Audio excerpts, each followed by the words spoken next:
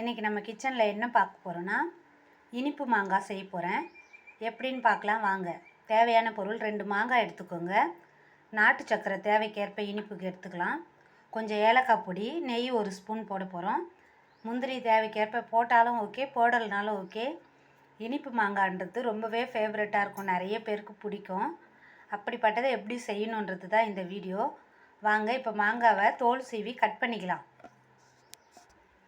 கொஞ்சம் இனிப்பாக இருக்கிற மாங்காவாக எடுத்துக்கோங்க, ஒட்டு மாங்காய் போல்.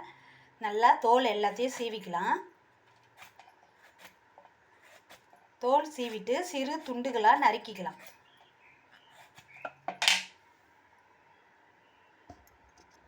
இந்த மாதிரி எல்லா மாங்காயும் தோல் சீவிக்குங்க. நல்லா பொடியாக நறுக்கி கட் பண்ணியாச்சு. இப்போது ஒரு பேன் வச்சுட்டு எப்படி பண்ணலான்னு பார்க்கலாம், சமைக்கலாம். இப்போது பாத்திரம் வச்சு 1 ஸ்பூன் நெய் போட்டுக்குங்க. ரொம்ப வேண்டாம், இனிப்பு தான் பண்ணுறோம், திகட்டுற மாதிரி இருக்கும் இல்லையா, அதுக்காக கொஞ்சமாக நெய் போட்டுக்குங்க. அப்படி இல்லைனாலும் பரவாயில்ல, நார்மல் ஆயிலே நல்லெண்ணெய் இருந்தால் போட்டுக்கோங்க.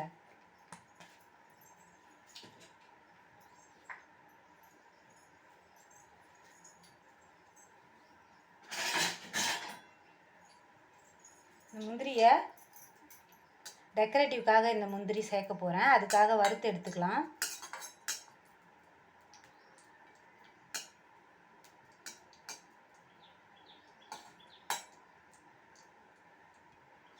முந்திரியை வறுத்து எடுத்தாச்சு.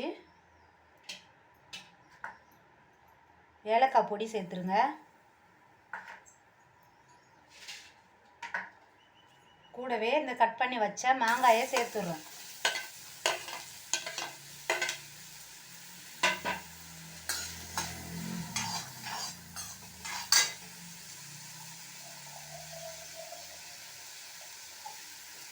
மாங்காய் வெந்து கரையணும் இல்லையா, அதுக்காக தண்ணி கொஞ்சம் நல்லா வேகட்டும். சும்மா கொஞ்சம் ஒரு துளி உப்பு சேர்த்துருங்க.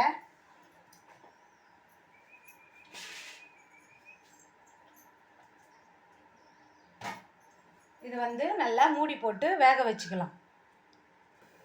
இப்போது ஒரு சிட்டிகை மிளகாத்தூளும் சேர்த்துங்க. நார்மல் வீட்டில் இருக்கிற குழம்பு மிளகாத்தூள் தான் சேர்க்குறேன் நான். கொஞ்சம் இனிப்பாக இருக்கிற மாங்காயாக எடுத்துக்கோங்க, சொன்னதே சொல்கிறேன்னாதீங்க. கொஞ்சம் நல்லா வேகட்டும். மாங்காய் கரையிற அளவுக்கு வேகணும்.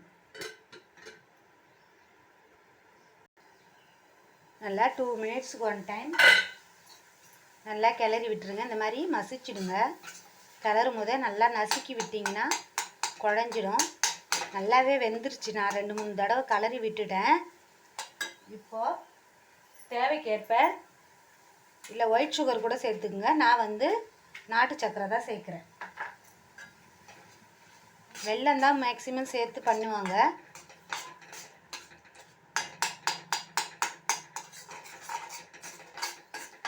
ரொம்பவே கலர்ஃபுல்லாக டேஸ்ட்டும் சூப்பராக இருக்கும். இனிப்பு மாங்காய்னாலே எல்லாருக்குமே நாவில் டேஸ்ட் ஞாபகம் வந்துடும், நீர் ஊறும். நல்லா குழையிற வரைக்கும் கிண்டிக்கிட்டே இருங்க. மூடிட்டு கொஞ்ச நேரம் நல்லா கிரேவியாக மாறட்டும், அப்படியே விட்டுருங்க. சிம்மில் வச்சு ஒரு 2 மினிட்ஸ் சிம்லேயே வைங்க.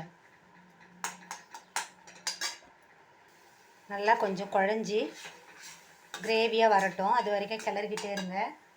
கொஞ்சம் முந்திரி வேணும்னா சேர்த்துக்குங்க, வேணான்னாலும் ஓகே தான். பொடி பண்ணி வச்சுருக்கிறத சேர்த்துக்குங்க. கொஞ்சம் பிளேட்டில் தூவியும் கொடுங்க.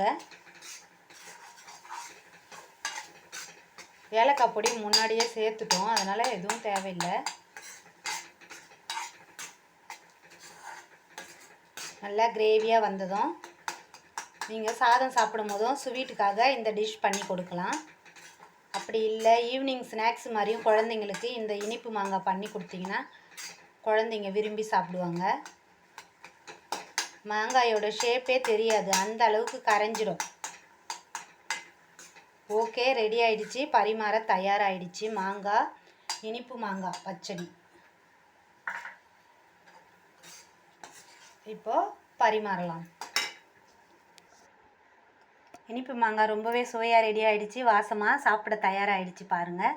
இந்த மாதிரி டிஷ் நீங்களும் வீட்டில் பண்ணி பாருங்கள். என்னோடய சேனல் பிடிச்சிருந்தா சப்ஸ்கிரைப் பண்ணுங்கள். என்னோடய வீடியோ பிடிச்சிருந்தா லைக் பண்ணுங்கள். தேங்க்யூ ஃபார் வாட்சிங் மை வீடியோ. Bye friends.